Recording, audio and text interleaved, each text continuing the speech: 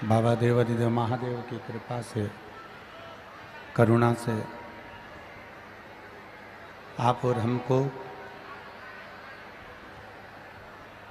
छत्रपति संभाजी नगर के इस पावन प्रांगण में श्रवण करने का सौभाग्य प्राप्त हुआ है। भगवान देवाधिदेव महादेव, पीछे की आवाज़ बढ़ाइए, साइड की आवाज़ बढ़ाइए, इधर की आवाज़ बढ़ाइए, बीच की आवाज़ बढ़ाओ, बढ़ाओ, सब दूर की आवाज़ है। बाबा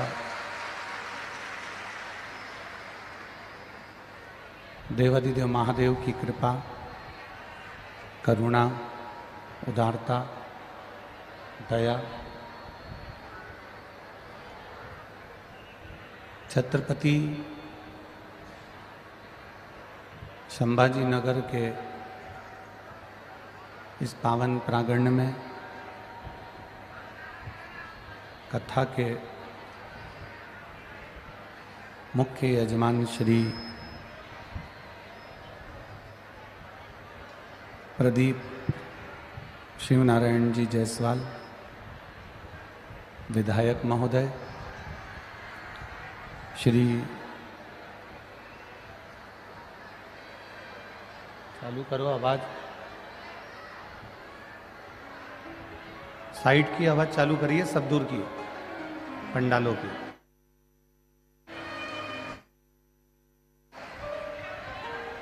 ये आवाज पहले ही चेक कर।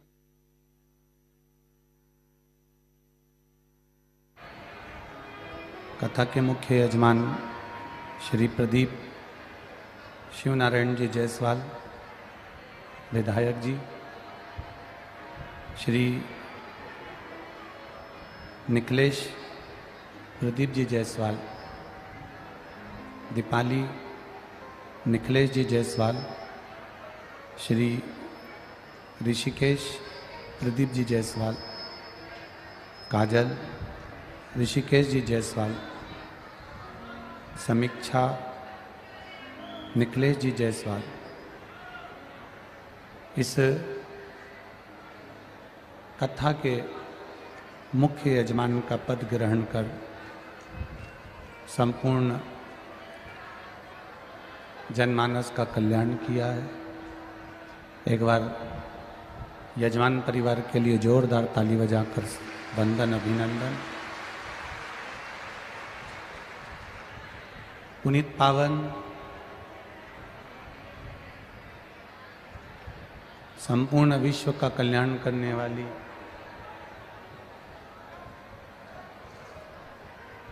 देवाधिदेव महादेव की एक साक्षी के स्वरूप में विराजमान रहने वाली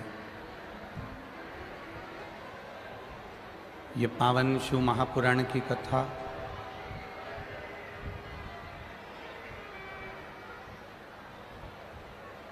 जो निश्चित संपूर्ण विश्व का कल्याण कर कर प्रत्येक जनमानस के हृदय में भक्ति के एक बीज को बो रही है।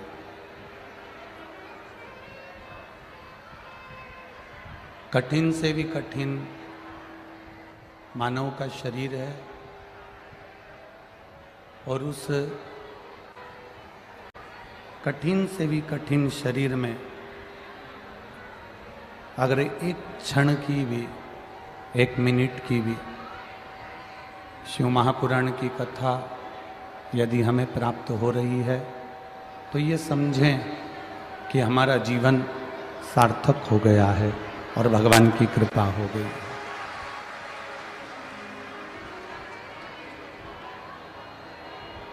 बड़ी मुश्किल से, बड़ी कठिनता से मिलने वाली ये शिव महापुराण की कथा है। दुनिया के लोग कितना भी शोर मचाएं, आपके आसपास के लोग अगर बोल रहे हैं, आपके आसपास के लोग बात भी कर रहे हैं, तो आप अपना मन, अपनी बुद्धि, अपना चित्त शिव कथा की ओर लगाइए। बड़ी दूर दूर से आप सभी कथा को श्रवण करने के लिए पधारे हो। बहुत दूर दूर से आपका आगमन हुआ है। बड़ी मुश्किल से ये पावन शिव महापुराण की कथा आप और हमको मिली है। व्यर्थ की बातों में समय ना लगाते हुए भगवान की अविरल भक्ति को प्राप्त करें, जिसके लिए आप इतनी चिलचिलाती हुई धूप में, गर्मी में, सुबह से लेकर दोपहर के 2 बजे तक इंतजार में बैठे हुए हो केवल शिव महापुराण के, केवल शिव पुराण के इंतजार। और यदि वो कथा भी हमारे बीच में से निकल जाए या हमारे पास में नहीं पहुंच पाए तो जीवन व्यर्थ है। तेरी कृपा बिना ना हिले एक भी लेते हैं श्वास तेरी कृपा से तनो तनो। बखान क्या करूं मैं राखों के ढेर का, चपटी बबूत में खजाना कुबेर का। हे गंगाधार मुक्ति द्वार ओमकार तू, बोले ओमकार तू। आयो शरण तिहार शंभो तार तार तू। ये मानव की देह, ये मानव का शरीर मिल तो गया। इस शरीर को पाने के बाद दुनिया के सारे दुख, दुनिया की सारी तकलीफें, दुनिया का सारा कष्ट, दुनिया के सारे रोग, बीमारी, दुख, हमारे जीवन में जो जो लिखा हुआ होगा वो सब आएगा, सब प्राप्त होगा। पर ऐसा नहीं है कि दुख ही दुख मिलेगा। शिव महापुराण की कथा कहती है, जैसे दिन होता है, रात होती है, धूप होती है, छांव होती है, उसी तरह सुख होता है, दुख होता है। और उस सुख और दुख में जिसने भगवान का गुणगान कर लिया, जिसने भगवान का भजन कर लिया, उसकी जिंदगी सार्थक हो जाती है और उसका जीवन आनंदित हो जाता है। हम अपने बच्चों को बुरी नज़र से बचाने के लिए बहुत प्रयास करते हैं। बोलो री संभाजी नगर की जीजियों, सही है कि गलत है? अपने बच्चों को बचाने के लिए बुरी नज़र से बहुत प्रयास करते हैं। हमने बच्चों को बुरी नज़र से बचाने के लिए उसके गले में काला धागा डाल दिया। हमने बच्चों को बुरी नज़र से बचाने के लिए उसके हाथ में काली पोत पहना दी। हमने बच्चों को बुरी नज़र से बचाने के लिए उसके पाँव में काला धागा बांध दिया। अपने बच्चे को बुरी नज़र से बचाने से ज़्यादा जरूरी है अपने बच्चों को बुरी संगत से बचाना जरूरी है।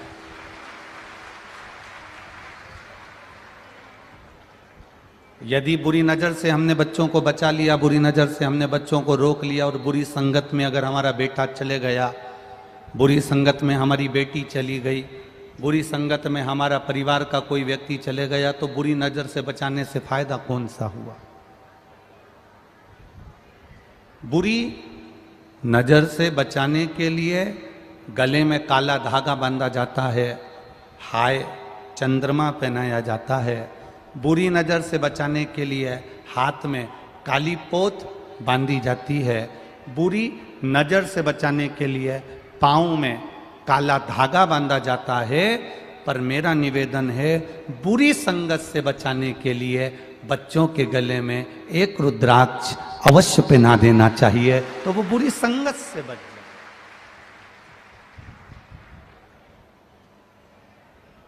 जैसे गले में एक काला धागा बांध देने से बच्चे को बुरी नजर नहीं लगती, उसी तरह गले में एक रुद्राक्ष, एक तुलसी का मन का, एक तुलसी की माला पहन लेने से बुरी संगत नहीं मिलती है। बुरी संगत, हमारा बच्चा बुरी संगत से बच सकता है। पहले भी कहा, आज फिर कहते हैं, सुंदरता होगी तो लुच्चों की नजर होगी। आप अगर सुंदर हो तो लुच्चों की नजर आप पर है।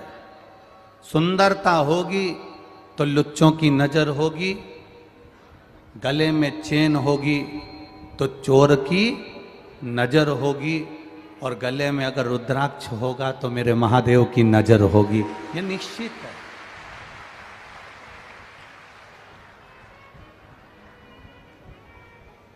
बहुत कम कीमत का,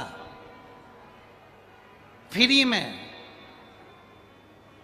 कुबेरेश्वर धाम से रुद्राक्ष मिल जाता है, निःशुल्क, कोई कीमत नहीं है उस रुद्राक्ष की। आप कुबेरेश्वर धाम जाते हैं, रुद्राक्ष ले लेते हैं, वो निःशुल्क रुद्राक्ष कुबेरेश्वर धाम से मिलना प्रारंभ हुआ। आप लोग लेकर भी आए।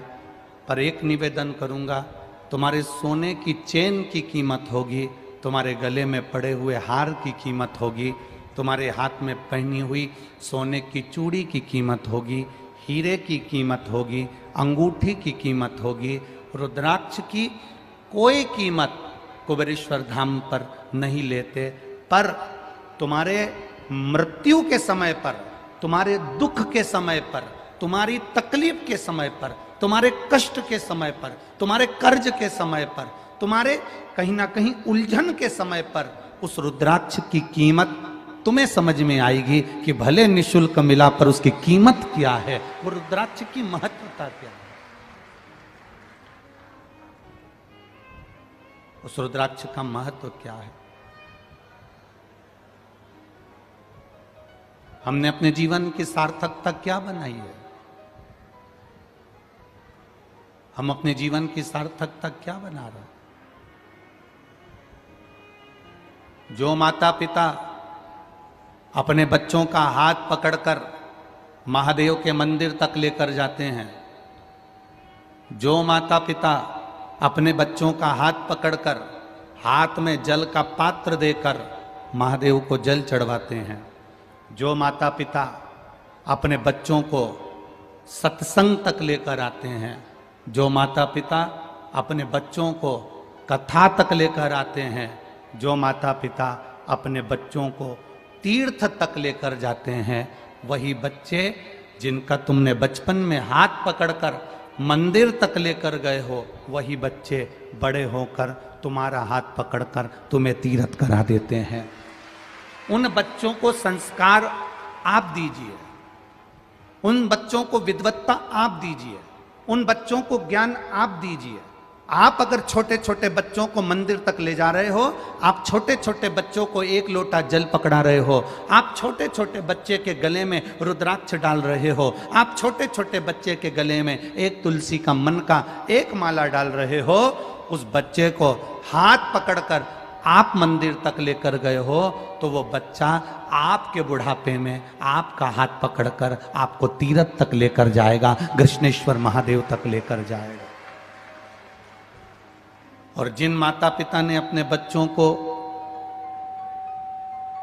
हाथ नहीं पकड़ा, गोदी में नहीं लिया, लाड नहीं लड़ाया, स्नेह नहीं किया, कभी उन बच्चों को, छोटे छोटे बच्चों को आप होटल तक ले गए, छोटे छोटे बच्चों को आप चाउमीन खाने तक ले गए, छोटे छोटे बच्चे को पानी पतस्था गोलगप्पा खाने के लिए ले गए, छोटे छोटे बच्चों को मेला घुमाने के लिए ले गए, छोटे छोटे बच्चों को गार्डन घुमाने के लिए ले गए, पर छोटे छोटे बच्चों को आप अगर मंदिर तक लेकर नहीं गए तो होटल का रास्ता तुमने दिखाया है तो वो अपनी धर्म पत्नी को भी होटल का रास्ता दिखाएगा।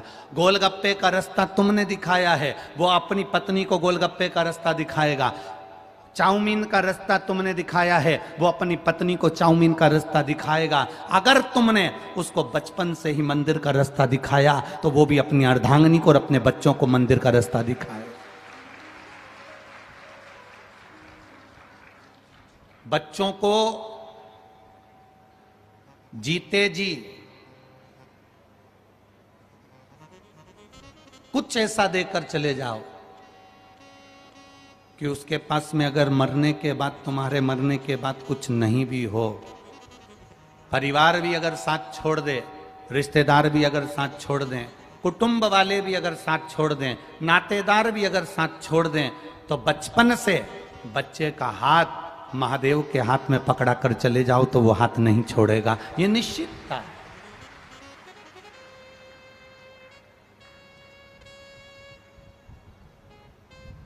संत एकनाथ जी के पिताजी,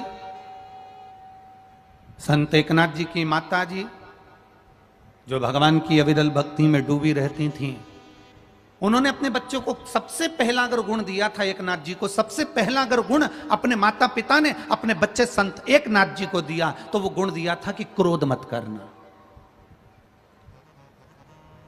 गुस्सा नहीं आना चाहिए, क्रोध नहीं आना चाहिए। अब यहां इतने सारे बैठे हो रहे तुम, कल भी टेंट बढ़ाया था, रात भर टेंट बढ़ा है तुम्हारे चक्कर में, और आज फिर टेंट के बाहर लोग खड़े हुए हैं। अब ये ग्राउंड में जगह है कि नहीं है, पहले वो देखना पड़ेगा। इतने सारे बैठे हो, आप में से कितने लोग हैं जिनको क्रोध नहीं आता?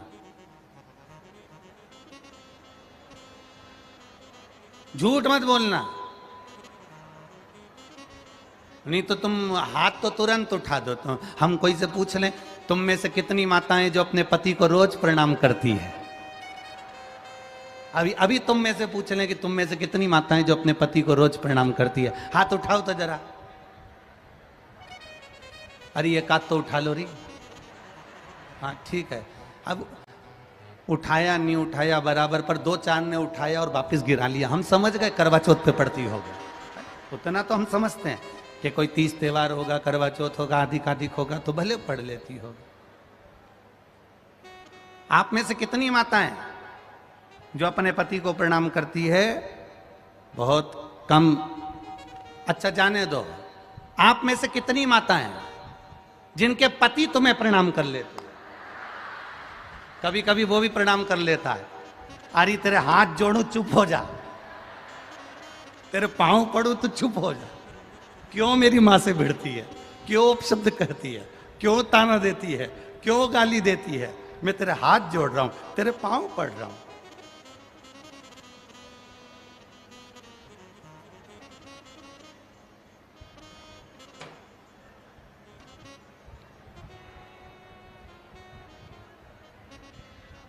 कल एक भाई ने पत्र लिखा, वो पत्र हम जायसवाल जी के यहाँ, प्रदीप जी जायसवाल जी के यहाँ ठहरे हुए हैं ना, विधायक जी के यहाँ, तो वहाँ पर वो पत्र रखा है। अगर उनकी बहुएं कहेंगी तो हम दे देंगे वो। तो वो पत्र नीचे आया और पत्र कार्यकर्ता लेकर शाम को जब ऊपर आए तो वो पत्र लेकर आए। उस पत्र में एक भाई ने लिखा था, गुरुजी हम सब नवयुवक लड़कों की तरफ से आपको धन्यवाद, जो हम नहीं कह पाते हैं वह व्यासपीठ से कह देते हो।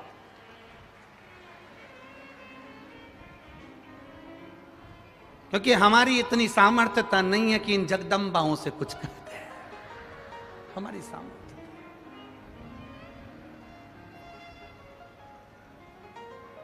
क्रोध ऐसा कोई व्यक्ति नहीं जिसको नहीं आता। पर आज से नियम ले लो कि मैं गुस्सा करूंगी, क्रोध करूंगी तो 12 बजे से 4 बजे तक करूंगी। कितनी बजे तक? जम के बोलो जरा। चलो ठीक है, 12 से 4 की जगह तुम्हारा 1 घंटा और बढ़ा दे, 12 से 5 बजे तक गुस्सा करूंगी। क्रोध का समय होता है सुबह उठने के बाद दोपहर के 11 बजे तक क्रोध अपना कार्य करता है। कितने बजे तक? सुबह आप उठे, बस आपने उठते से ही, सुबह होते से ही बच्चों पर, स्कूल जाने वाले बच्चों पर, टिफिन बनाते समय, सास बहू पर, बहू सास पर, भोजन बनाते समय, रसोई घर के अंदर, ये जो सुबह का समय होता है, सुबह से लेकर 11 बजे तक, 12 बजे तक क्रोध बढ़ता है।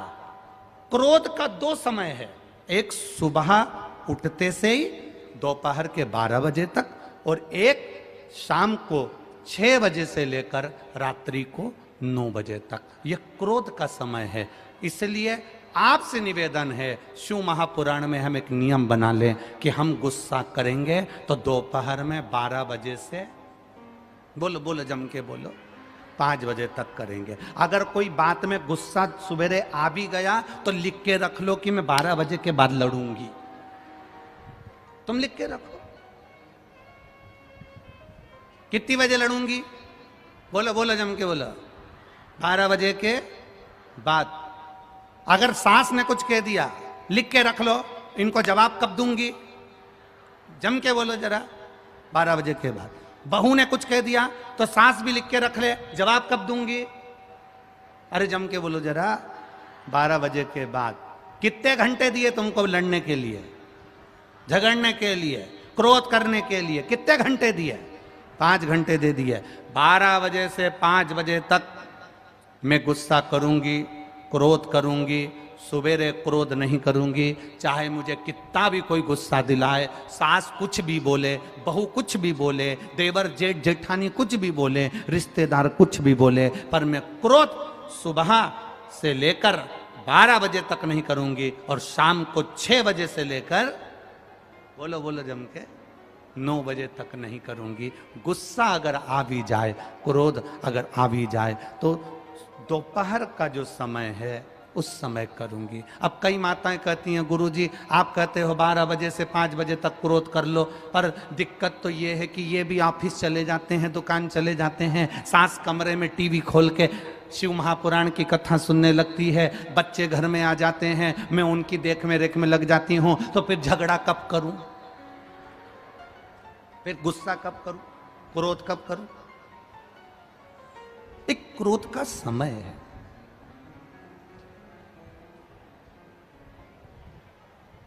बनाओगे क्या नियम के नहीं बनाओगे? बोलो बोलो जम के बोलो जरा, कितने लोग नियम बनाएंगे? जरा हाथ उठाओ तो जरा, कि सवेरे के समय में क्रोध नहीं करूंगी, शाम के समय रात्रि को क्रोध नहीं करूंगी, करूंगी क्रोध तो दिन में करूंगी।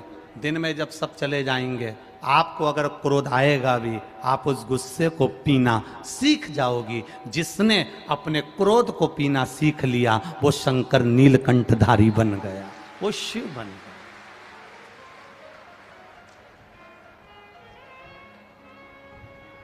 एक बात कहना चाहेंगे, अगर आपको बुरी ना लगे तो, लगेगी तो नहीं?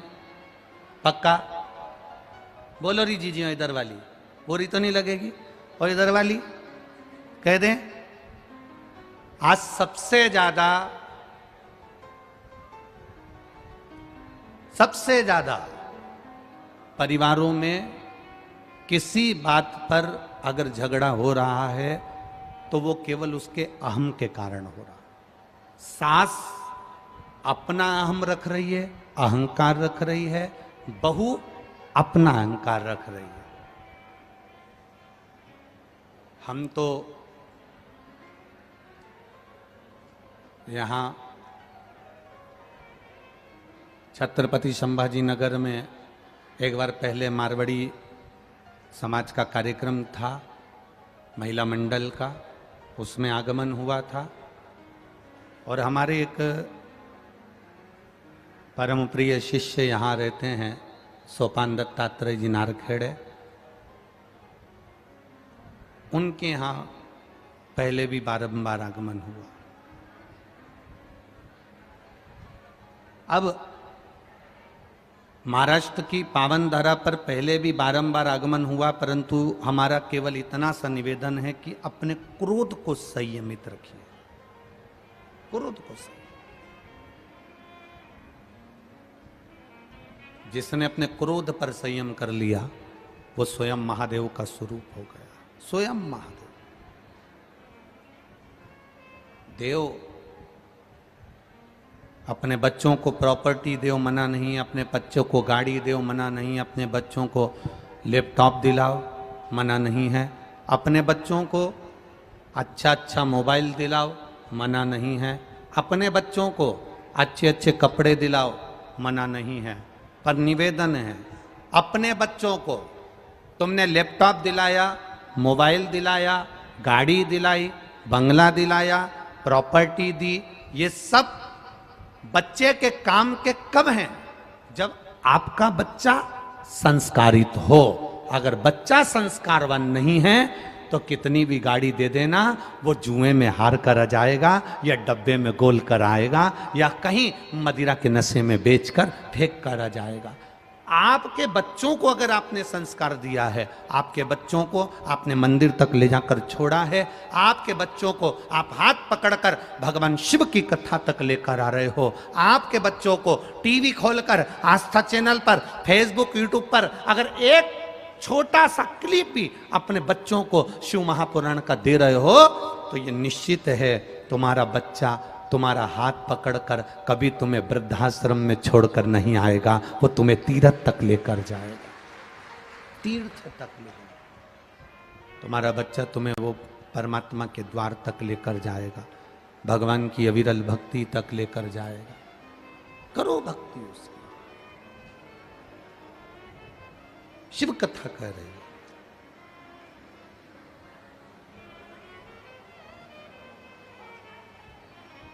अपनी जिंदगी को ठीक तरह से जीना सीख लो। शंकर भगवान माता पार्वती जी से एक शब्द कहते हैं, मां जगत जननी जगदम्बा से एक शब्द कहते हैं। शिव जी मां पार्वती जी को एक बात हमेशा कहते आए हैं, सुनो पार्वती, विषम परिस्थिति में भी पार्वती, विषम परिस्थिति में भी जो मुस्कुराना सीख जाता है, विषम परिस्थिति में भी जो मुस्कुराना सीख जाता है, पार्वती जी सुनो, फिर वो अपनी जिंदगी में कभी मुड़कर नहीं देखता, वो आगे बढ़ना अपने आप सीख जाता है।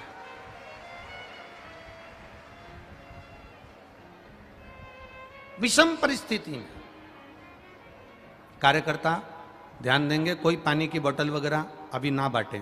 आप लोग सब लोग पानी लाए हो ना साथ में? बोलो, जम के बोलो, लाए हो ना? बस तो फिर कथा सुनने आए हो ना? बहुत दूर दूर से आए हो, दिन भर धूप में तप रहे हो, टेंट के नीचे बैठे हो।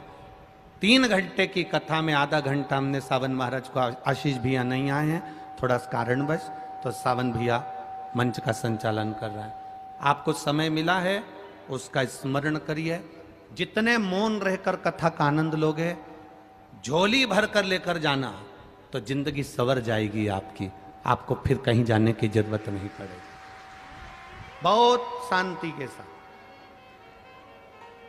बहुत आनंद के साथ कथा सुनो, अपनी जिंदगी को सार्थक बनो। पड़ोसन को अगर प्यास भी लगे तो अपनी पानी की बोतल दे दो, इसमें से पी लो, पर शांत बैठकर कथा सुनो। बहुत मुश्किल से मिली है। कुछ छत्रपति संभाजी नगर के भाग्य होंगे, आप सबके सौभाग्य होंगे, इसलिए ये कथा यहां पर हो गई हमारे। वो कहते हैं ना, संत नगर में आए तो समझ लो अपना भाग्य है। शिव महापुराण नगर में होए तो समझ लो अपना भाग्य है। संत अपने घर पर आए तो समझ लो कि अपना सौभाग्य है। संत अपने को याद कर लें तो समझ लो अपना अहो भाग्य है। और संत आए नगर में, शिव महापुराण कथा हो रही नगर में, और अपन कथा तक नहीं जा पाए, तो समझ लेना अपना दुर्भाग्य है।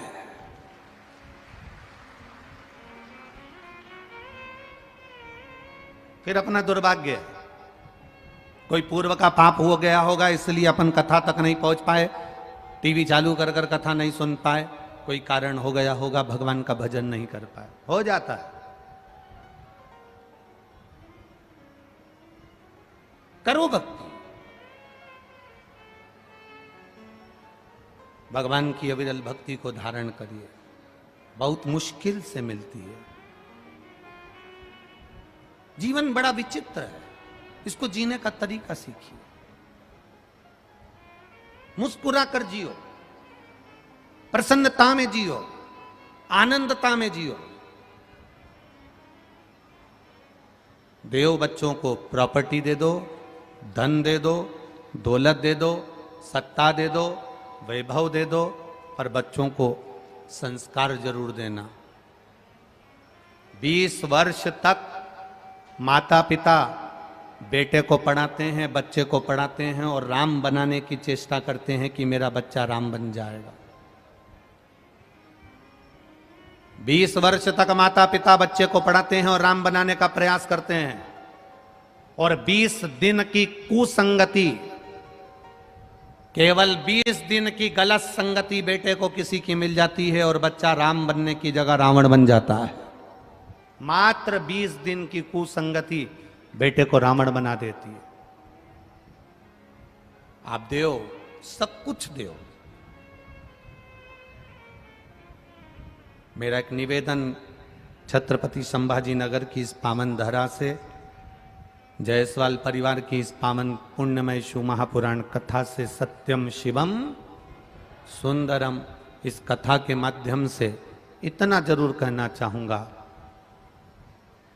घर में जितने सदस्य रहते हैं, घर में जितने परिवार वाले रहते हैं, उनके आपस में प्रेम की जिंदगी जीना चालू करो। आजकल प्रेम की जिंदगी खत्म हो गई और थप्पड़ की जिंदगी चालू हो गई। काई की जिंदगी चालू हुई है? थप्पड़ की। एक पति पत्नी में झगड़ा हो गया, बड़ा भयंकर झगड़ा,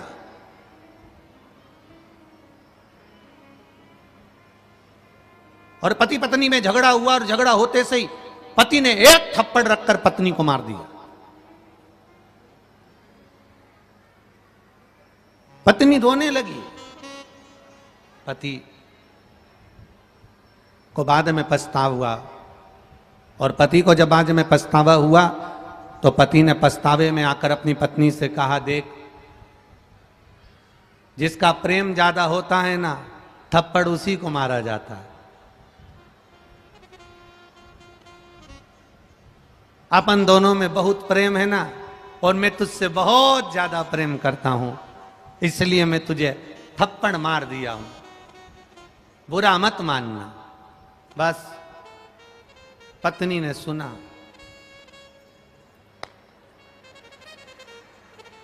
अब इसका प्रेम कम था। जब तुमने अपना प्रेम दिखा दिया तो फिर इसने भी एक जो धर के दिया। पति बोला, तूने मुझे मारा?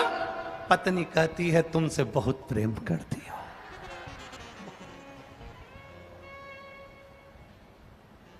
तुम ही बोले हो, जिससे ज्यादा प्रेम होता है उसी को थप्पड़ मारा जाता है।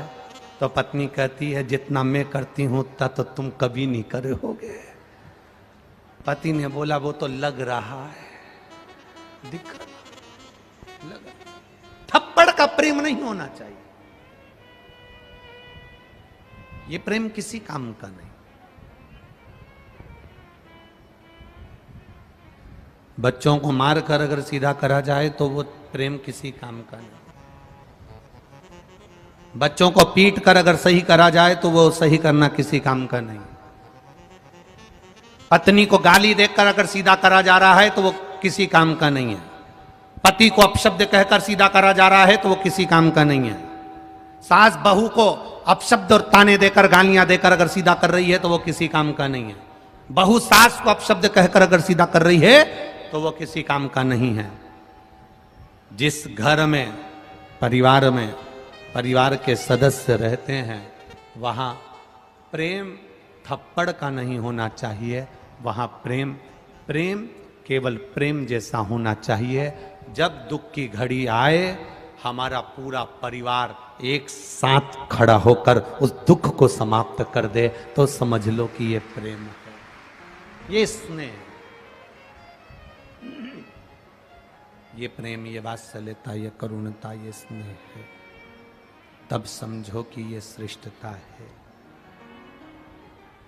शिवजी पार्वती जी से कहते हैं, पार्वती बहुत कठिनता में मिलने वाला ये मानव देह है। पार्वती बहुत कठिनता में मिलने वाला है ये मनुष्य का शरीर। और इस मनुष्य के शरीर को प्राप्त करने के बाद भी अगर कोई भगवान की भक्ति से वंचित हो गया तो उसका जीवन बेकार, उसका जीवन व्यर्थ गया। अहम आ जाता है, अहंकार आ जाता है, पर उस अहंकार में सुख का भान नहीं हो पाता।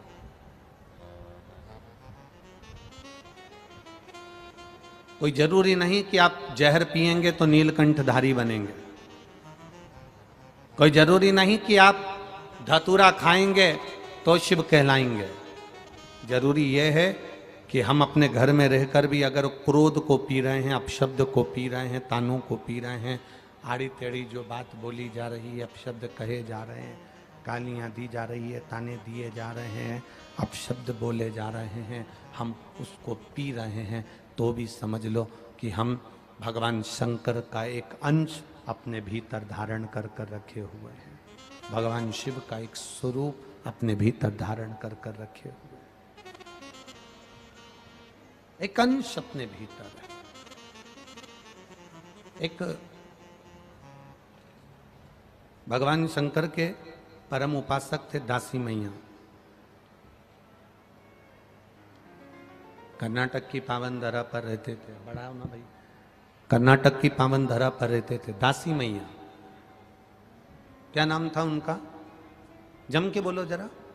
दासी मैया, शिव जी के परम भक्त, शंकर भगवान के परम उपासक।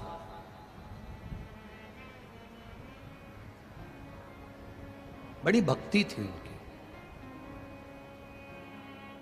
मिट्टी को उठा लेते थे, धूल को उठा लेते थे और मिट्टी को उठाने के बाद उसका एक शिवलिंग बनाकर किसी वृक्ष के नीचे उसकी पूजन किया करते थे। वृक्ष के नीचे उसका आराधना करते थे, पूजन करते थे। जिनका नाम था दासी मैया, कर्नाटक के रहने वाले थे। उनके पिताजी का एक काम था, वो था कपड़े बुनने का, वस्त्र बनाने का। कपड़ा बुना करते थे। बचपन में दासी मैया जब 8 वर्ष के थे, मिट्टी को इकट्ठा करते, उसको गीला करते, उसका शिवलिंग बनाते और उसकी पूजन करते। समय निकलता गया।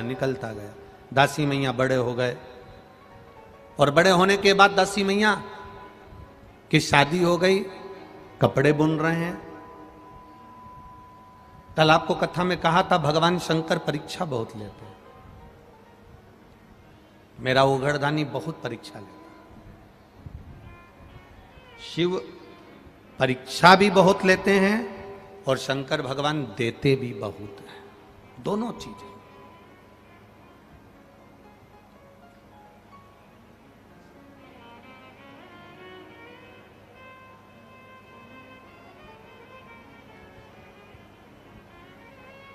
जब देगा मेरा भोलेनाथ, छप्पर फाड़ कर देगा। एक पत्र आया है, देखिए।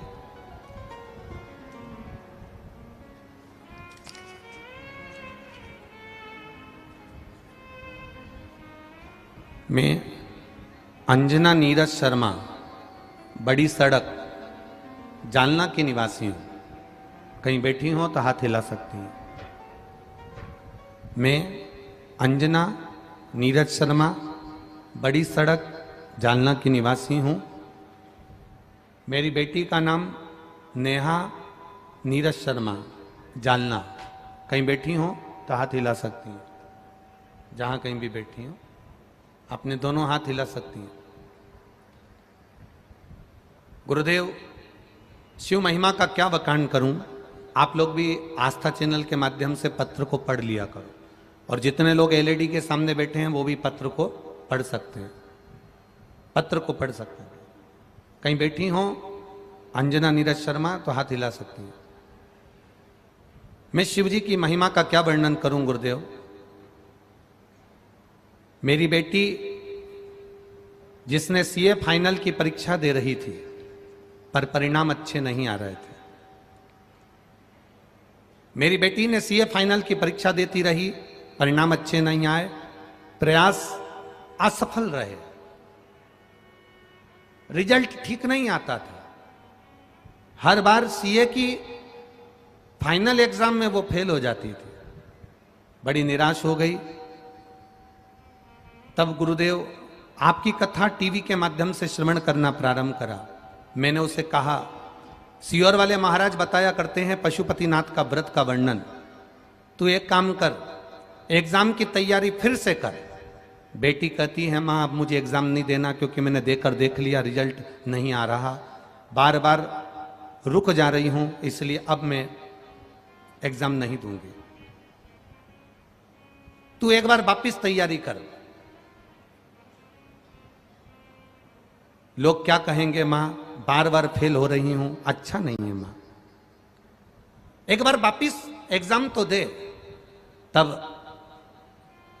पशुपतिनाथ का व्रत करना प्रारंभ किया।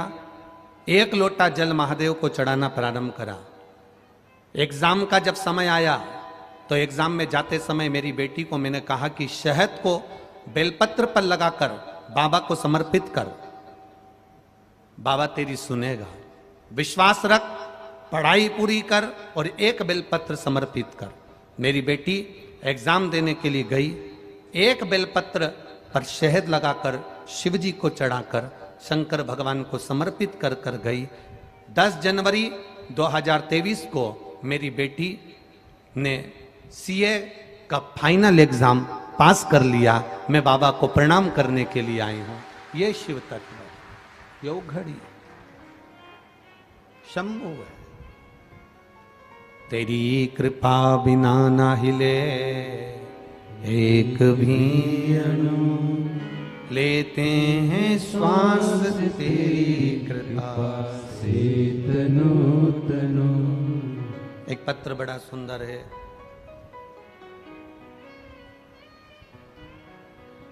मेरा नाम सुवंदना नरेश जायसवाल है।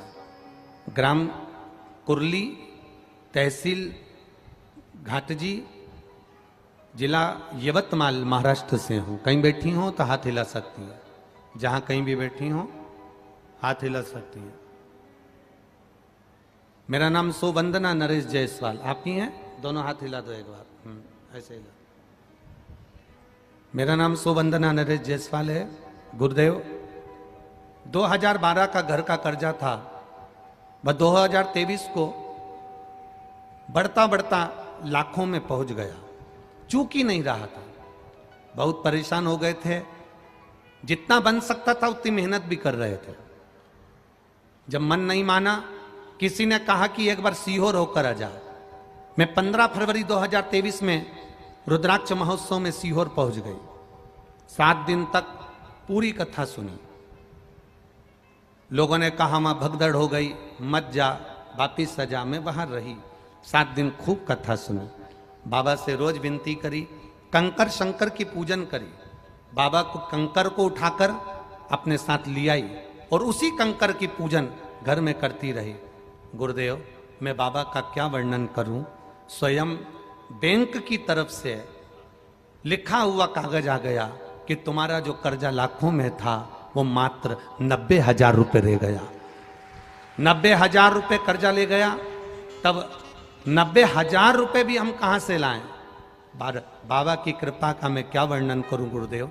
30/5/2023 को बाबा ने वो 90,000 कहां से भेजे, किसके माध्यम से भेजे, और आज मेरा पूरा कर्जा चुका दिया। इसलिए मैं बाबा को नमन करने हूं। आनंद, दोनों हाथ हिला दो एक बार। श्री शिवाय नमस्तु। शिव तत्व ऐसा ही, खाली ना जाता कोई तुम्हारे, खाली न जाता कोई दर से तुम्हारे, मैं भी खड़ी हूँ बाहें पसारे, मैं भी खड़ा हूँ बाहें पसारे, अपने हृदय से लगा लो गिरा जा रहा हूँ, उठा लो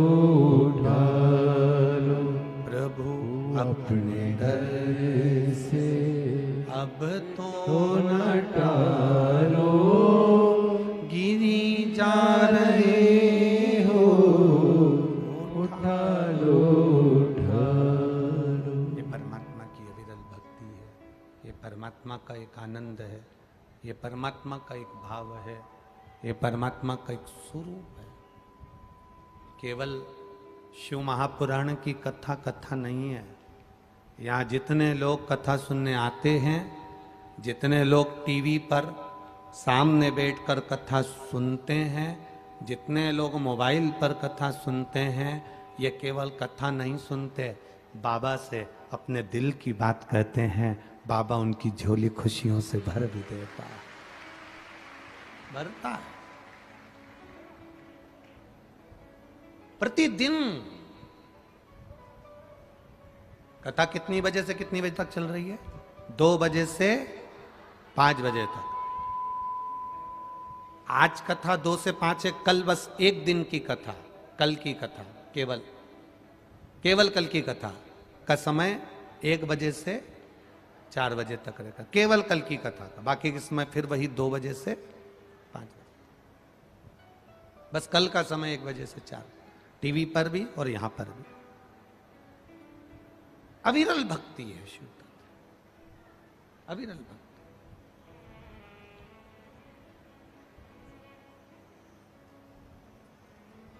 और उस भक्ति का बल प्रबल। केवल पंडाल में बैठकर कथा नहीं सुन रहे हो, इस व्यासपीठ के सम्मुख में बैठकर कथा नहीं सुन रहे हो, उससे अपने दिल की बात कह रहे हो, अपने मन से आप बाबा से गुणगान कर रहे हो, अपने आप बाबा से कुछ ना कुछ विनय कर, आप बाबा से निवेदन कर रहे हो। गला पकड़ रहा है बाबू, उसको देखो, अपने आप बाबा से विनय कर रहे हो, निवेदन कर रहे हो, भगवान से विनती कर रहे हो, कह रहे हो हृदय से। आप दिल से उससे कहो, वो दिल से सुनता है। पहले एक बार कहा है आपको, एक बार आवाज लगाना, एक कमल, कमला, कमला, कमला। एक बार, 2 बार, 3 बार आवाज लगाओगे, जितनी कमला बैठी होगी वो पलट कर तुमको देखेगी जरूर। बोलो देखेगी ना, उसको लगेगा मुझे बुला रहे। आप रोज रोज श्री शिवाय नमस्तुभ्यम कहोगे, आप रोज रोज उसको पुकारोगे, रोज रोज उससे विनती करोगे, रोज रोज उससे निवेदन करोगे, आप रोज रोज उससे प्रार्थना करोगे, पुकारोगे उसको दिल से।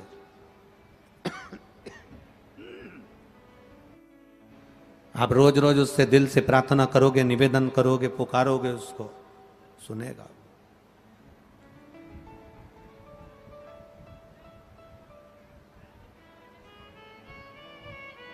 स्नेहवश सारे देवी देवताओं को बहुत सारी सामग्री लगती होगी, देते होगे, पर मेरे महादेव को तुमसे कुछ नहीं चाहिए। मेरे महादेव को तो केवल आप एक लोटा जल चढ़ा दो तो ठीक है, मंदिर के अंदर चले जाओ तो ठीक है, ना जा पाओ शिखर का दर्शन कर लो तो ठीक है, इतना भी नहीं बने तो मंदिर के सामने से बस केवल मुस्कुरा कर निकल जाओ तो ही बाबा कल्याण कर देता है। ये शिव का ये उघड़ी, ये शंकर, ये त्रिकालदर्शी, ये कैलाशी, ये अविनाशी का मूल तत्व है। ये भगवान शिव की अविरल भक्ति है। आप कहो उससे, निवेदन करो उससे।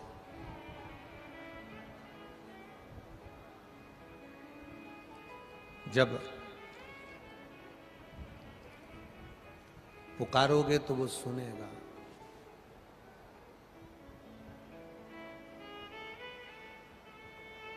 शिव महापुराण की कथा कह रही है, बड़ा सुंदर संवाद कर रहा है। ब्रह्मा जी के हृदय में थोड़ा सा अहंकार आ गया, और अहंकार जब ब्रह्मा जी के मन में आया तो उन्होंने भगवान विष्णु से कह दिया कि मुझे मेरे पिता का नाम मालूम है। क्या आपको आपके पिता का नाम मालूम है? आप अपने पिता को जानते हो? आपको आपके पिता का नाम मालूम है? जो सनातन धर्म पर उंगली उठाने वाले होते हैं, जो सनातन धर्म के विरोधी होते हैं, जो सनातन हिंदू धर्म पर आक्षेप लगाने वाले होते हैं, सनातन हिंदू धर्म पर उंगली उठाने वाले होते हैं, वो नए नए प्रश्न लेकर तुम्हारे सामने खड़े हो जाएंगे। क्या तुमने कभी भगवान को देखा है? शंकर भगवान के शिवलिंग पर जल चढ़ाओगे तो लोग गलत फहमियां उत्पन्न कर कर कहेंगे तुम शिवलिंग पर जल चढ़ा रही हो। जब आप भगवान शंकर के मंदिर जाने लगोगे तो लोग कह देंगे शिवलिंग पर जल नहीं चढ़ाना, शंकर भगवान पे चढ़ा हुआ जल मत पीना, कोई कहेगा बेलपत्री मत खाना, कोई कहेगा ऐसा मत करना, कोई कहेगा वैसा मत करना। आपकी भक्ति क्या कह रही है? आपका विश्वास क्या कर रहा है? दासी मैया जिनकी शादी हो गई, कपड़ा बुन रहे हैं, घर में खाने के लिए कुछ नहीं है, केवल एक झोपड़े के अंदर दासी मैया रह रहे हैं, अपनी पत्नी के साथ, अपने बच्चों के साथ, अपने परिवार के साथ, कुछ नहीं, कपड़ा बुना। पत्नी ने कहा 6 दिन हो गए हैं, 6 दिन से घर में अन्न का दाना नहीं है, 6 दिन से अन्न का दाना घर के अंदर नहीं, भोजन के कारण बच्चे भूखे हैं, मैं भी भूखी हूं, आप भी भूखे हो, आप कपड़ा बनाकर बेचते क्यों नहीं हो? दासी मैया ने कहा मैं कपड़ा बना रहा हूं, अब की बार ऐसा कपड़ा बना रहा हूं कि उस कपड़े की कीमत बहुत मिलेगी, और कपड़े की अगर कीमत मिलेगी तो अपना पेट भराएगा। दासी मैया कपड़ा बनाते बनाते 15 दिन हो गए, 15 दिन तक घर के बच्चों के मुख में निवाला नहीं है, धर्म पत्नी के मुख में एक निवाला नहीं है, एक निवाला नहीं घर के अंदर। ऐसे कई घर हैं।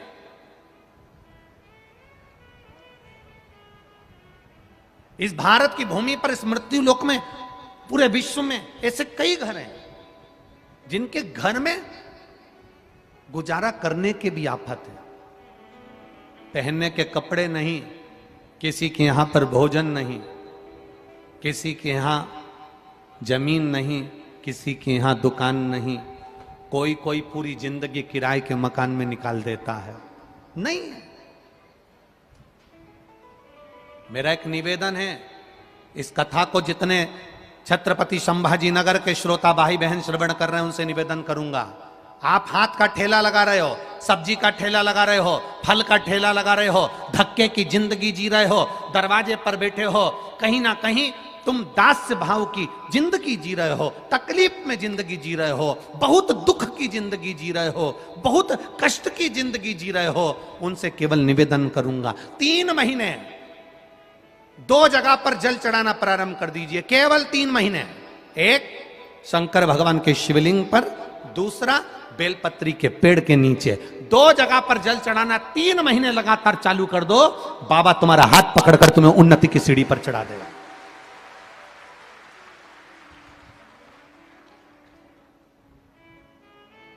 हमें कोई चमत्कार करना नहीं आता और ना हम कोई तंत्र विद्या या मंत्र विद्या जानते हैं, ना हमारे पास में बेल है, ना हमारे पास में भभूति है। हमारे पास में तो केवल शिव का नाम है। आप श्री शिवाय नमस्तुभ्यम बोलो, ओम नमः शिवाय बोलो, नमः शिवाय बोलो, चाहे महामृत्युंजय मंत्र बोलो, उसका स्मरण करते करते भगवान शंकर के शिवलिंग पर जल और उसी पात्र में जो जल तुमने शंकर जी को चढ़ाया है उसमें से बचा हुआ थोड़ा सा जल बेलपत्री के पेड़ के नीचे चढ़ाना प्रारंभ कर दो। अलग से बेलपत्री के पेड़ के नीचे चढ़ाने के लिए अलग से लोटा भर के जल जरूरत नहीं पड़ेगी। जो तुमने शिव जी को जल चढ़ाया, जो तुमने देवादिदेव महादेव को जल चढ़ाया, बस उसी पात्र का जल शंकर जी को चढ़ाओ, उसमें से बचा हुआ थोड़ा सा जल बेलपत्री के वृक्ष के नीचे चढ़ाना प्रारंभ करना। कौन सा बेलपत्री का वृक्ष? जिसकी छाया आपके ऊपर आ रही हो। शिव महापुराण बड़ी सुंदर बात कहता है, ध्यान दीजिएगा। जिस बेलपत्री का पौधा तुम्हारे सिर का, और ये दोनों हाथ ऊपर कर लो, अपन खड़े हुए और खड़े होकर दोनों हाथ ऊपर करे, इतना बड़ा बेलपत्री का पौधा है, उस बेलपत्री के पौधे की पत्ती को कभी तोड़कर शंकर जी को नहीं चढ़ाना चाहिए। ध्यान रखना।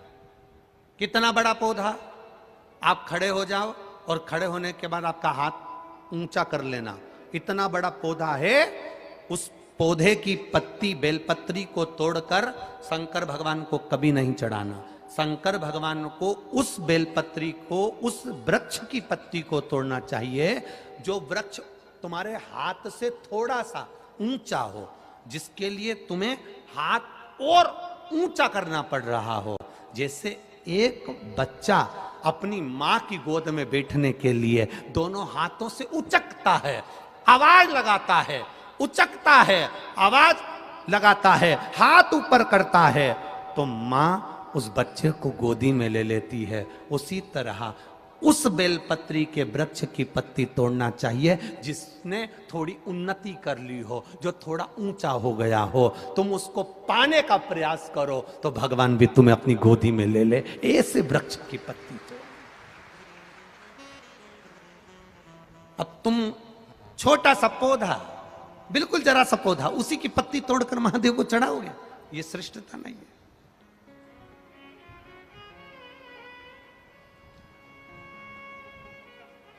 छोटा सा पौधा है, उसकी पत्ती को तोड़कर आप चढ़ा रहे हो महादेव को, उसमें श्रेष्ठता नहीं है।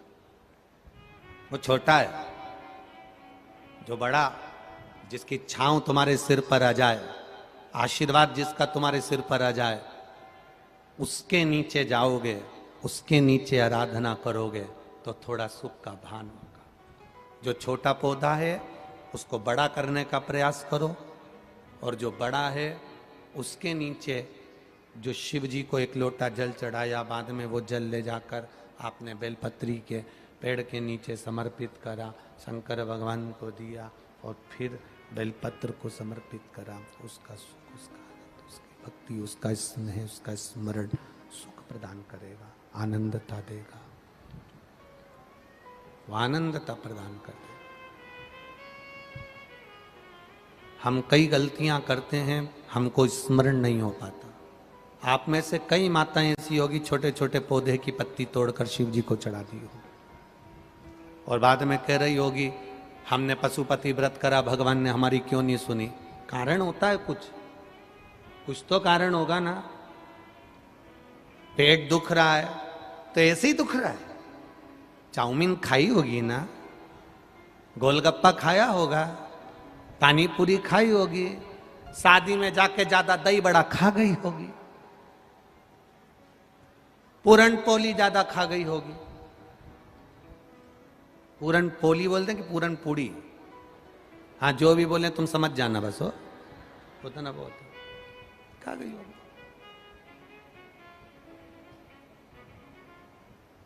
अब पेट दुख रहा है, कुछ तो खाया होगा ना।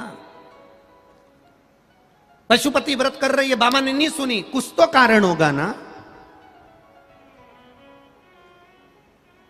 आंखों में से पानी गिर रहा है, डॉक्टर पूछ रहा है कितनी देर मोबाइल चलाती हो? मैं तो बस थोड़ी सी देर चलाती हूं। अब उसकी सास से पूछा जाए तुम्हारी बहू कितनी देर मोबाइल चलाती? सुबह से रात तक। सही तो वो बताती है ना, उससे पूछो। पलंग पर पड़े हो, मोबाइल चला रहे हो, आंख मिच मिच कर रही है, लाइट कमरे की बंद है, अकेले पड़े, व्हाट्सएप चला रहे, फेसबुक चला रहे, यूट्यूब चला रहे, देख रहे, आंख में से आंसू बह रहे। डॉक्टर पूछ रहा है कितनी देर लैपटॉप पर काम करती हो, कितनी देर मोबाइल चलाती हो? आंख अपने आप कभी नहीं दुखती, जरूर इन आंखों पर ज्यादा प्रेशर पड़ रहा होगा, इसलिए आंखें दुख रही है। ज्यादा खाना अलग बात है, पर खाना खाने के बाद पचा लेना अलग बात है। खाने को तो तुम कुछ भी खा जाओ, जब लोगों के प्राण खा जाते हो तो फिर वो कहते हैं ना, 50 लाख की गाड़ी में, या जितने लोग बैठे हैं सबके पास में मोटरसाइकिल है। बोलो है कि नहीं? बोलो बोलो, बाइक है, गाड़ी है, टू व्हीलर, किसी किसी के पास 4 व्हीलर भी होगी। 10 लाख की गाड़ी, 5 लाख की गाड़ी, 50,000 की गाड़ी, 25,000 की गाड़ी, 1 लाख की गाड़ी, 7 लाख की गाड़ी, 1 करोड़ की गाड़ी, 80 लाख की गाड़ी।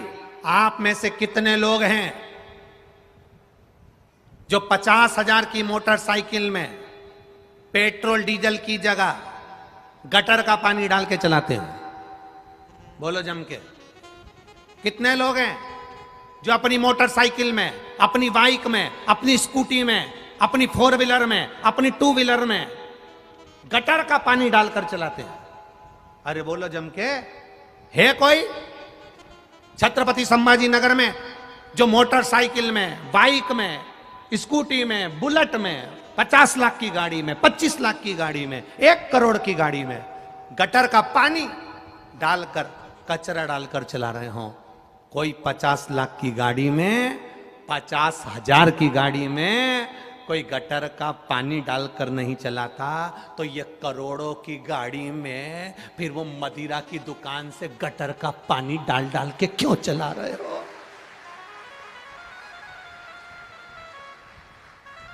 वो भी तो गटर का पानी है, और ये भी तो करोड़ों की गाड़ी है। एक किडनी खराब होती है, जरा पता करिए, 50-50 लाख की, 25-25 लाख की है। एक किडनी खराब होती है, 10-10, 20-20 लाख लग जाते हैं। एक लीवर खराब होता है, 10-20 लाख लग जाते हैं। कैंसर जैसी बीमारी हो जाती है, पूरा घर बिक जाता है। करोड़ों की गाड़ी को गटर का पानी डाल डाल कर चला रहे हो रे, तो ये गाड़ी कब तक चलेगी रे? जरा विचार करना। इसको कचरा डालकर मत चलाओ, गटर का पानी डालकर मत चलाओ, ये गाड़ी खराब हो जाएगी। किसी काम की नहीं, किस काम की फिर ये गाड़ी?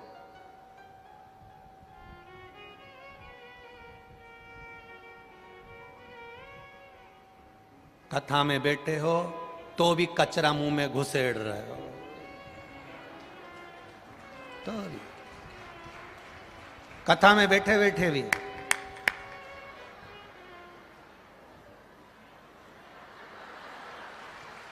बैठे, और यहां भरा पड़ा।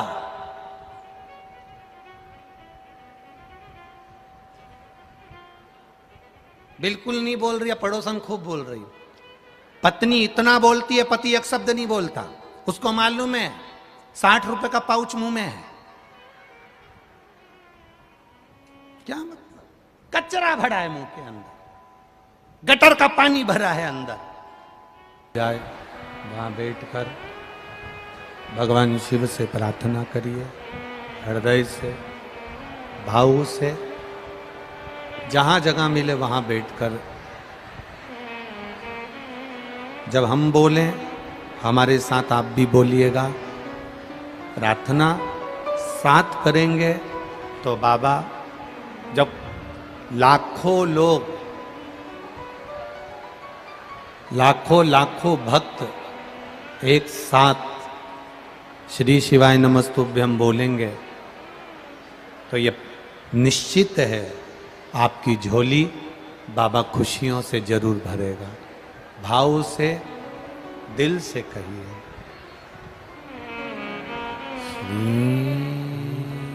शिवाय नमस्तुभ्यं श्री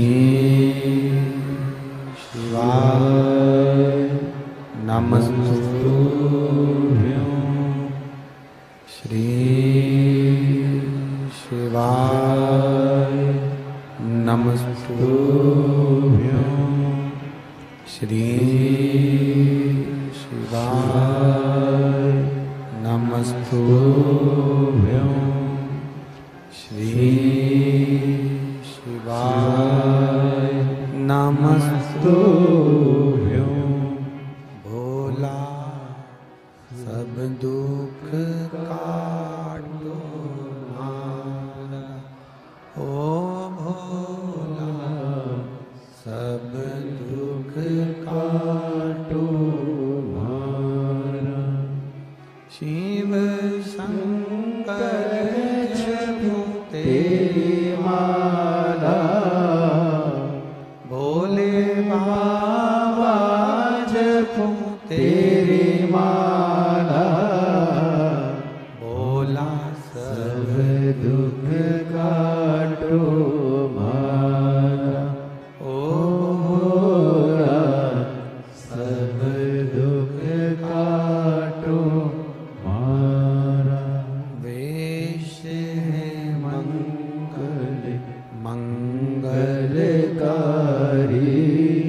वेश है मंगलकारी शमशान वासी हमारा शमशान वासी हमारा ओ भोला सब दुख काटो मारा ओ भोला सब दुख काटो मारा। शिव कथा कह रही है। दासी मैया ने जो कपड़ा बनाया, उस कपड़े को जो बहुत अच्छा बनाया उसको बेचने के लिए जा रहा। और दासी मैया जब कपड़ा बेचने के लिए चले, जितने व्यापारियों ने कपड़ा देखा तो उन्होंने एक ही विचार करा कि ये कपड़ा तो इतना महंगा होगा क्योंकि बड़ा सुंदर है।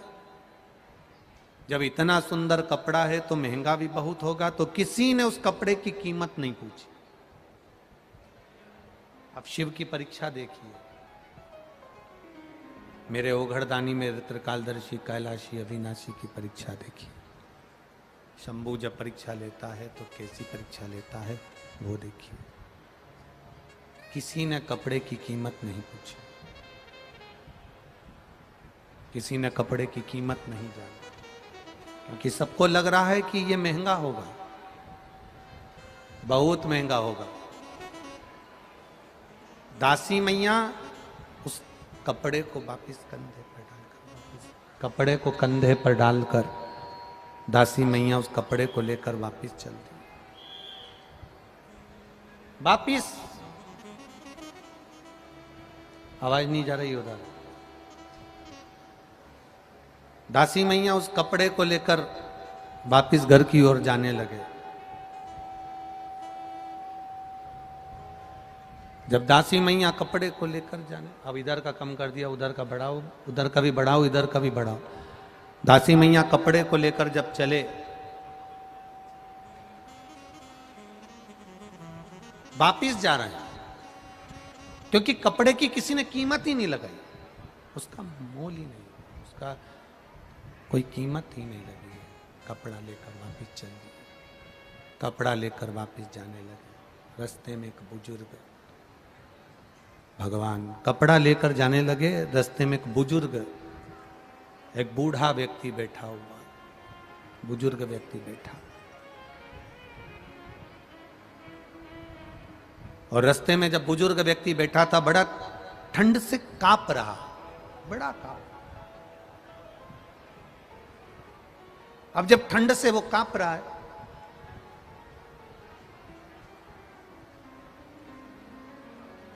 और बहुत ठंड उसके शरीर में लग रही है, तो उसने दासी मैया को रोका, ए बाबा रुको जरा, बाबा रुकिए जरा, हमारे शरीर में बहुत ताप पड़ रहा है, आप हमें ओढ़ने के लिए आपका कपड़ा दे दीजिए। इतना महंगा कपड़ा, इतना महंगा वस्त्र जिसकी कीमत पूरे नगर के किसी व्यापारी ने नहीं लगाई, दासी मैया ने वो कपड़ा उस बुजुर्ग व्यक्ति को दे दिया। बुजुर्ग ने इतना सुंदर कपड़ा देखा, बीच में से फाड़ा, सिर को बांधा, फिर फाड़ा, पांव को बांधा, फिर फाड़ा, हाथ को बांधा, फिर फाड़ा, कमर को बांधा। दासी मैया देखते रहे। बूढ़े व्यक्ति ने कहा, आपने मुझे कपड़ा दिया है, आपने इतना कीमती कपड़ा दिया, मैंने इसको फाड़ फाड़ कर शरीर पर बांध लिया, आपको बुरा तो नहीं लगा? दासी मैया ने कहा, बुरा लगने की कोई बात नहीं है, हमने तो आपको दे दिया।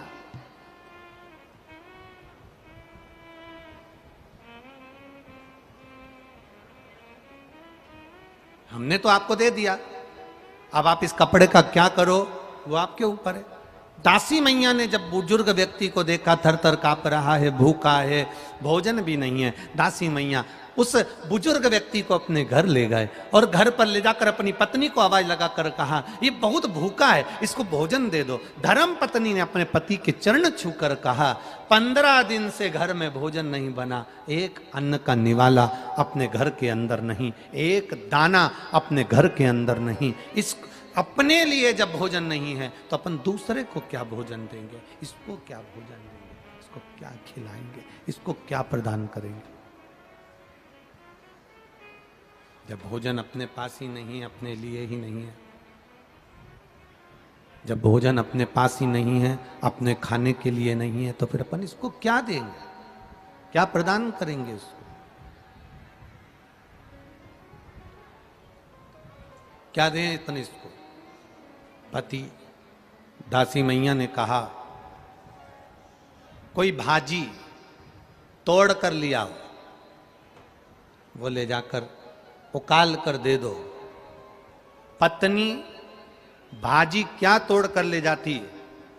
पत्नी एक बेलपत्र के पौधे में से बेलपत्र तोड़ कर ले जा रही थी और वो बेलपत्र उड़ती उड़ती उसके हाथ से वो बुजुर्ग व्यक्ति के ऊपर जाकर गिर गई। जैसे ही बेलपत्र गिरी, मेरा महादेव सामने प्रकट हो गया, मेरा शिव प्रकट हो गया।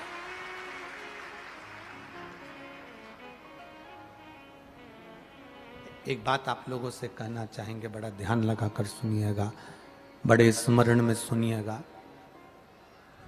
आपको लग रहा है कि मैं बहुत उलझनों में घिरी हुई हूँ, बहुत तकलीफों में घिरी हुई हूँ, बहुत कष्टों में घिरी हुई हूँ, बहुत जगह मुझे तकलीफ है, बहुत कष्ट, बहुत दुख जीवन में चल रहा है।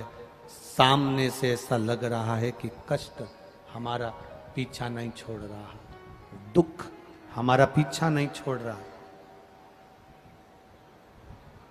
बहुत चिंता और टेंशन में जब रहा करो तो गले में जो रुद्राक्ष पड़ा रहता है ना, उस रुद्राक्ष को हाथ में दबाकर श्री शिवाय नमस्तुभ्यम, श्री शिवाय नमस्तुभ्यम, श्री शिवाय नमस्तुभ्यम स्मरण कर लिया करो जब तुम्हें लगे उलझन।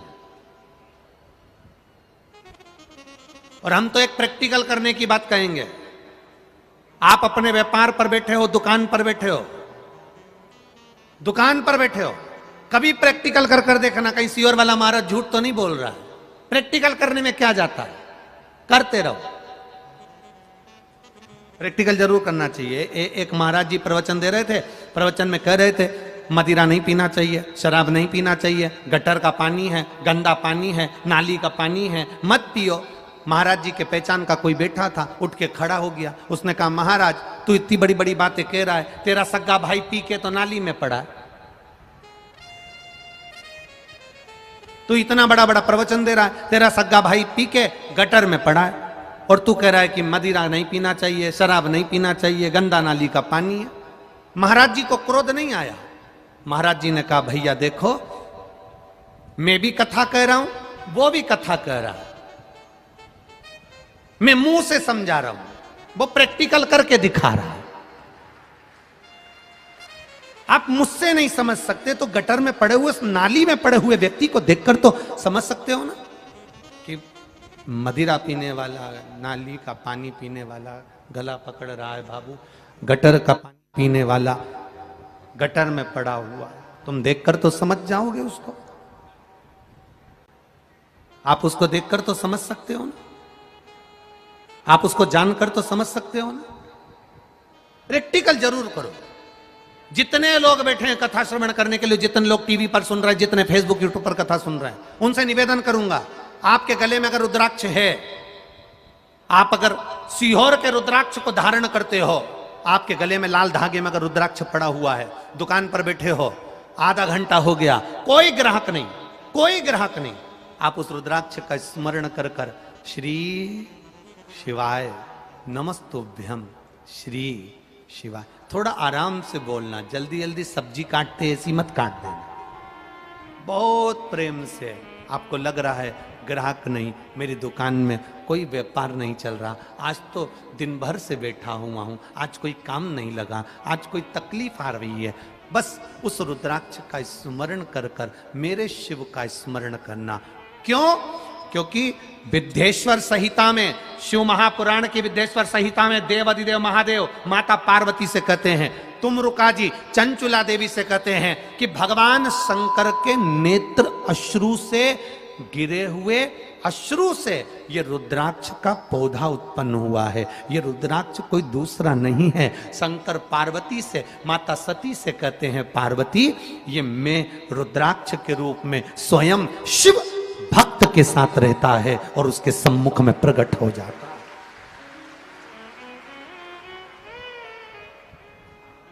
बेलपत्री हाथ से उड़ती है धर्मपत्नी के, और धर्मपत्नी के हाथ से बेलपत्र उड़कर बूढ़े व्यक्ति पर जाती है और मेरा महादेव प्रकट हो जाता है। महादेव ने हाथ में चावल का दाना लिया, चावल लेकर एक चावल का दाना मेरा महादेव एक हंडी में, एक पात्र में डाल देता है। वो हंडी दासी मैया के घर की, वो पात्र अक्षय पात्र बन गया, वो पात्र कभी खाली नहीं हुआ। आज तक दासी मैया के यहां उस पात्र में भोजन बनता, आज तक बन रहा।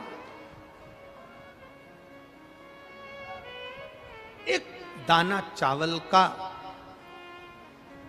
एक दाना चावल, हम तो आपसे कहेंगे, बहुत भाव से कहेंगे, आपके घर में शादी हो, शादी का फंक्शन हो, किटी पार्टी हो, आपके घर में कोई भी आयोजन हो, 500 आदमी भोजन करने आ रहा है, 300 आदमी भोजन करने आ रहा है, आपको लग रहा है कि हमारे यहां 150 आदमी और बढ़ जाएगा, ज्यादा आप केटरिंग में पैसा नहीं खर्च करना चाहते, 300 लोगों की आपने केटरिंग दे दी और हो सकता है कि और बढ़कर आ जाए। एक शंकर जी पे चढ़ा हुआ चावल का दाना बाबा कुबेर भंडारी के नाम से लेकर आना और बाबा से कहना, बाबा अब भोजन और शादी आपको कराना है, उसको ले जाकर अपने भोजन में रख देना, कर दे, करेगा। वीरगंज नेपाल में कथा थी, दूसरा देश, दूसरी भाषा, रहन सहन दूसरा। वहां पर जो आयोजक परिवार ने कथा करवाई थी, उनको बड़ी चिंता थी कि इतने लोग आएंगे तो भोजन कैसे होगा। कभी आप वीरगंज में जाना तो वहां पर उन जजमान से मिलकर आना, एक चावल के दाने का महत्व क्या है वो समझा देंगे आपको। हमने केवल इतना कहा था कि एक चावल का दाना कुबेर भंडारी के नाम से शिव को चढ़ाकर उसको लेकर आकर भंडार में रख दो, जितना भोजन रखा है वो भोजन बनता रहेगा और भंडार उतना की उतना ही भरा रहेगा, उससे ज्यादा मिलेगा। और अभी ये जायसवाल परिवार कथा करवा रहे हैं, विधायक जी श्री प्रदीप जी जायसवाल कथा करवा रहे हैं, और प्रदीप जी जायसवाल की अकेले की कथा नहीं, पूरे छत्रपति संभाजी नगर की कथा है। प्रदीप भैया, आपके लिए बहुत सारे पत्र आए हैं और इसमें एक दो पत्र आपके ऐसे वर्णन किए हैं लोगों ने,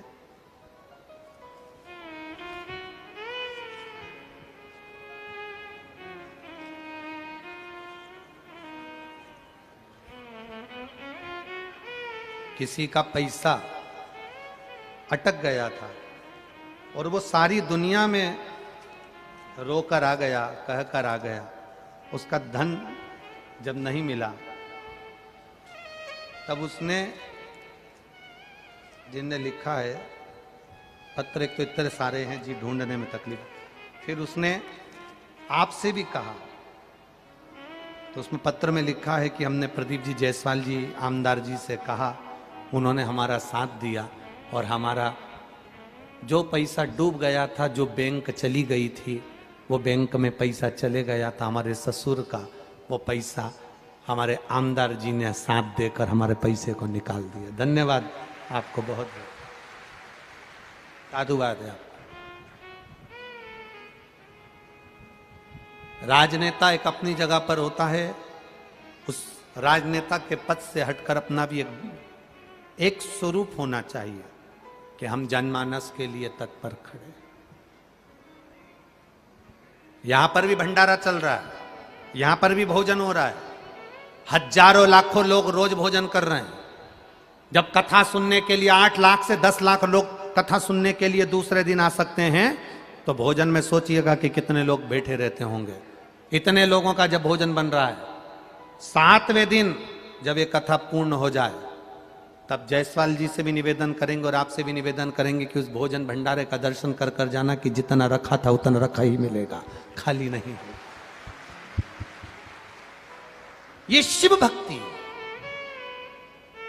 जब वो चोर को कुबेर बना सकता है, तो आपको क्यों नहीं दे सकता? दुकान नहीं चल रही, व्यापार नहीं चल रहा, ग्राहक नहीं आ रहा है, आज कोई काम नहीं है, लग रहा है अपने गले में पड़ा हुआ एक रुद्राक्ष, शिव तत्व का एक रुद्राक्ष, जिसकी कीमत नहीं है, निशुल्क है, क्योंकि मेरे महादेव को बेचा नहीं जाता। क्यों सीहोर का रुद्राक्ष निशुल्क मिलता? क्यों कंकर शंकर की महत्वता वहां की? इतने रुद्राक्ष का महत्व क्या है आखिर? उस रुद्राक्ष की मूलता क्या है आखिर? कभी जिंदगी में लेकर आओगे तो समझ में आएगा कि वो रुद्राक्ष है क्या आखिर, उस रुद्राक्ष की मूलता क्या है आखिर। बहुत मिलेंगे, बाजार लगा होगा, रुद्राक्ष बहुत मिल जाएंगे, 100 रुपए का, 50 रुपए का, 5 रुपए का, 10 रुपए का, 500 रुपए का, 1 रुपए का, 2 रुपए का, सब मिल जाए। पर उस मेरा महादेव को बेचा नहीं है। वो महादेव जो तुम्हारे पास में है, बस उसको पकड़कर स्मरण किया जाए, स्मरण, भक्ति का स्मरण।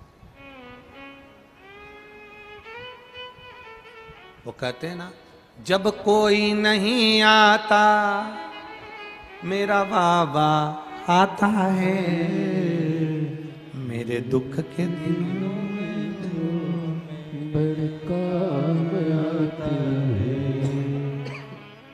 मेरे दुख के दिनों में वो बड़ा काम आता है। आपका भरोसा, आप उसका विश्वास दृढ़ी रखिए। जब आप भरोसा दृढ़ी रखोगे तो वो आएगा। बेलपत्र उड़ी, दासी मैया कि पत्नी के हाथ से बेलपत्र उड़कर जैसी बूढ़े पर गई, बूढ़ा शिव का रूप था जो परीक्षा लेने आया था। एक चावल का दाना हंडी में डाल दिया, वो चावल का दाना ऐसा चला, आज तक दासी मैया के यहाँ से वो चावल के दाने का भंडार खत्म नहीं हुआ, आज तक नहीं खत्म। एक चावल के दाने में वो बल है, एक बेलपत्री में वो बल है, गले में पड़े हुए उस रुद्राक्ष में वो बल है। उसका स्मरण हमारे साथ है।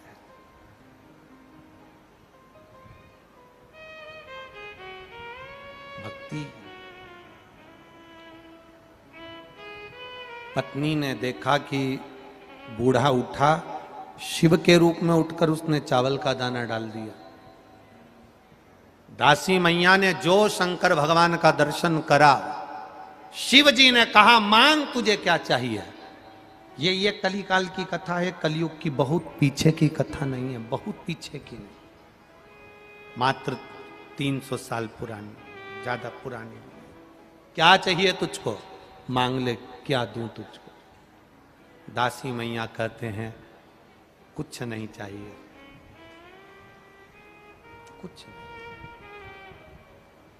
जो अतिथि आए पेट भर कर खाए जाए, इससे बढ़कर सुख और कुछ नहीं। शिव महापुराण की कथा कहती है, उमा संहिता कहती है, देवादिदेव महादेव का चरित्र कहता है, जब आपके घर में अतिथि आए, मेहमान आए, तो उसको भोजन कराइए। भोजन करा नहीं सकते तो उसको पानी पिलाइए। पानी नहीं पिला सकते तो उसको आसन देकर बिठा दीजिए। अतिथि मेहमान अगर तुम्हारे यहां आया, कोई आया, तो उसको भोजन कराओ। भोजन नहीं है आपके यहां, नहीं खिला सकते, पानी पिला दीजिए। पानी भी नहीं पिला सकते, ज्यादा अकड़ में जिंदगी जी रहे हो, तो आसन दे दो। बैठो साहब, सोफा लगा है साहब, कुर्सी लगी है साहब, आसन दे दो, बिठा दो। आसन भी नहीं दे सकते तो मीठी वाणी दे दो, और मीठी वाणी भी नहीं दे सकते तो अपने चेहरे की मुस्कुराहट दे दो। इतना तो दे सकते। जो आए हुए अतिथि को भोजन नहीं देता, पानी नहीं देता, वाणी नहीं देता, आसन नहीं देता, एक बार मुस्कुराकर बात तक नहीं करता, समझ लेना उसने अपने बुढ़ापे पर कुल्हाड़ी मार ली और आपका बुढ़ापा ठीक नहीं निकलेगा। दर बतर जब तुम अपने बच्चों को आतिथ्य करना नहीं सिखाओगे, किसी का सम्मान करना नहीं सिखाओगे, तो वो बच्चा क्या तुम्हारा सम्मान करेगा? आज हमारे यहाँ मेहमान इतने लोग हैं, पहले के समय में कितने मेहमान आते थे इनसे पूछना। पहले कितने मेहमान आते थे, मामा जी आ रहे, मौसा जी आ रहे, मौसी जी आ रही, काका जी आ रहे, रिश्तेदार आ रहे। आजकल तो शादियों में भी मेहमान नहीं आते। बारात जाती है, 25-50 लोग बारात में चले जाएं, बहुत बड़ी बात है। पहले मेहमान घर के अंदर पड़े रहते थे, रिश्तेदार आते थे, घर के लोगों का स्वभाव ऐसा होता था, उनका आदर करते थे, उनका सम्मान करते थे, उनका सत्कार करते थे, उनको खाना खिलाते, भोजन कराते, पानी पिलाते। आज के ज़माने में कोई किसी के यहाँ नहीं आता, क्योंकि खाना तो लोग खिला देते हैं, पानी तो पिला देते हैं, पर चेहरे पर मुस्कुराहट नहीं होती और मीठी वाणी नहीं होती, इसलिए कोई नहीं। कौन आएगा?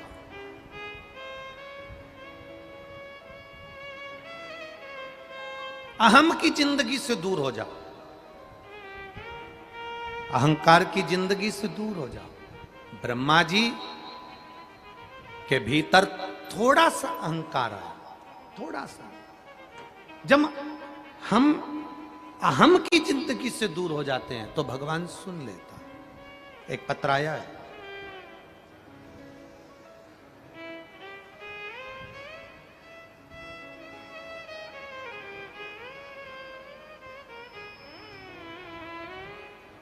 मेरा नाम दीपाली गौरव बाग है, छत्रपति संभाजी नगर की रहने वाली हूँ। मेरा मोबाइल नंबर ये है, कहीं बैठी हो तो हाथ हिला सकती हैं। मेरा नाम दीपाली गौरव बाग, छत्रपति संभाजी नगर की रहने वाली हूँ, कहीं बैठी हो तो हाथ हिला सकती हैं। आप ही हैं? दोनों हाथ हिला दो एक बार। हर हर, हाँ ऐसे हाथ हिला दो। मेरे पति बैंक में काम करते हैं, परमानेंट नहीं थे। बाबा से प्रार्थना करी, पशुपतिनाथ का व्रत किया, और बाबा की कृपा से मैं क्या वर्णन करूं गुरुदेव, जो कभी नहीं हो सकता था, बाबा ने मेरे पति को बैंक में परमानेंट की नौकरी दे दी है। ये शिव कृपा। गुरुदेव, जब मैं गर्भवती रही तब मुझे सोनोग्राफी करने में बुलाया, तो डॉक्टर ने कहा था कि तुम्हारे गर्भ में जो बच्चा है उसका एक पाँव छोटा है और उसके हृदय में छेद है, उसके दिल में छेद है, उसका एक पैर छोटा है, और उसके 2-3 बीमारियां उस बच्चे को बता दी। डॉक्टर ने कहा सभी रिपोर्टें इसकी ठीक नहीं है, इस बच्चे को तुम्हें नहीं रखना चाहिए। परिवार के किसी व्यक्ति ने कहा इस बच्चे को गिरा दीजिए, इस बच्चे को समाप्त कर दीजिए, क्योंकि इसका पाँव छोटा है, दिल में छेद है, और यह माइंड से भी विकलांग रहेगा। मैं क्या वर्णन करूं गुरुदेव, एक लोटा जल सारी समस्या का हल। शिव की कृपा का क्या वर्णन करूं। एक लोटा जल चढ़ाते, पानी लाकर पी लेते, भगवान शिव का नाम ले लेती, पी लेती। आपने कहा था एक नारियल पर सिर से लेकर पांव तक की मोली को लपेटकर शंकर भगवान को दे देना, बच्चा स्वस्थ होगा। बस उसी पर मैंने विश्वास करा।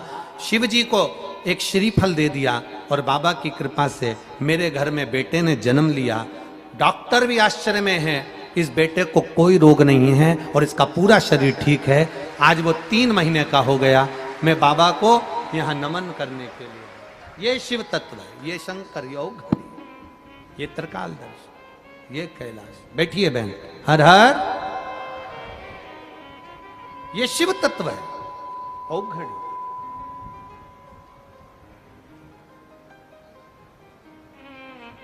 खाली न जाता कोई दर से तुम्हारा।